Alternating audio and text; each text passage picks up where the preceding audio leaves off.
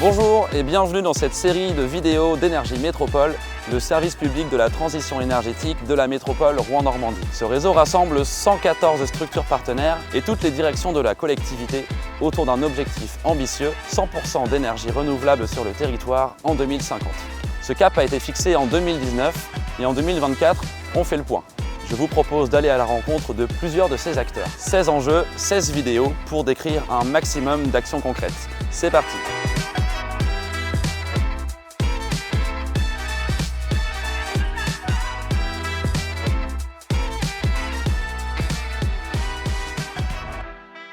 La métropole contribue à organiser la distribution de l'énergie en planifiant les évolutions du réseau d'électricité et de gaz en ce qui me concerne, pour pouvoir répondre aux futurs besoins liés à la transition énergétique ou plutôt à la décarbonation de l'énergie quand on parle d'électricité.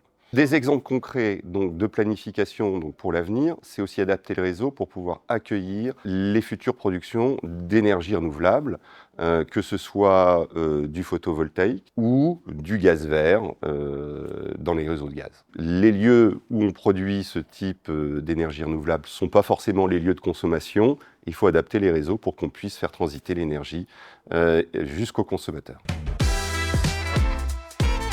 Enedis organise la distribution d'électricité, c'est-à-dire que nous développons le réseau, nous raccordons les nouveaux clients et nous assurons les investissements nécessaires à la bonne modernisation de ce réseau. Ces dernières années, nous avons déployé sur tout le territoire le compteur communicant Linky.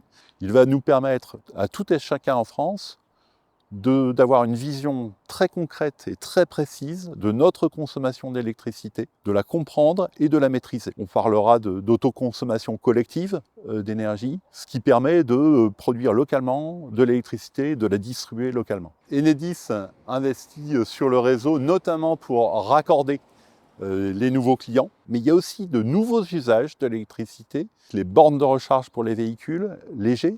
Demain, les bornes de recharge pour les poids lourds électriques, ce sont aussi des raccordements parfois pour les transports en commun. Sur la métropole Rouen-Normandie, Enedis a raccordé en 2022 un atelier de recharge qui va permettre l'arrivée et le déploiement d'une flotte de bus électriques sur le territoire métropolitain. Et puis de nouveaux usages en matière de mobilité électrique, ce sont aussi des raccordements de navires à quai. Et le raccordement à quai va permettre à ces bateaux de couper leur moteur et de ne pas émettre d'émissions de CO2 alors qu'ils sont immobiles à quai. Les énergies renouvelables sont en plein développement. On a raccordé en 2023 plus de 4 gigawatts en France. Ces raccordements vont encore s'accélérer. Plus d'énergie renouvelable, c'est plus de réseaux qu'il faut construire pour amener cette énergie produite sur le réseau et la distribuer sur le territoire.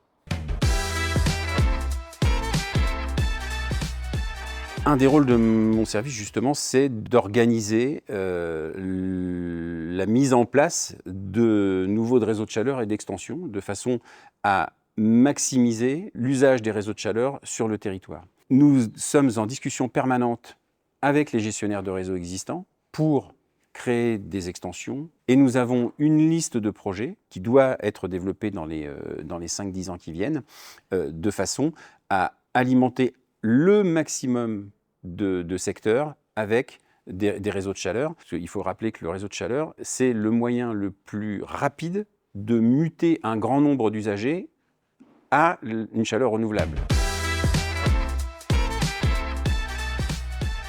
On intervient donc auprès des collectivités pour identifier des potentialités de développement des réseaux de chaleur. En novembre 2022, on a réalisé une étude de cadrage pour les services de la métropole. L'idée étant, dans les communes non desservies par des équipements des réseaux de chaleur aujourd'hui, d'identifier des potentialités de développement de réseau. Donc en fait, on s'est intéressé à ces communes périurbaines et rurales et on a identifié une quinzaine d'infrastructures, une quinzaine de réseaux qui pourraient délivrer de l'ordre de 80 gigawattheures de chaleur, qui représenterait une trentaine de kilomètres de réseau et un petit peu plus de 250 sous-stations. Donc en fait, ça permet de mettre en lumière un vivier assez intéressant dont on ne soupçonnait pas forcément l'existence avant.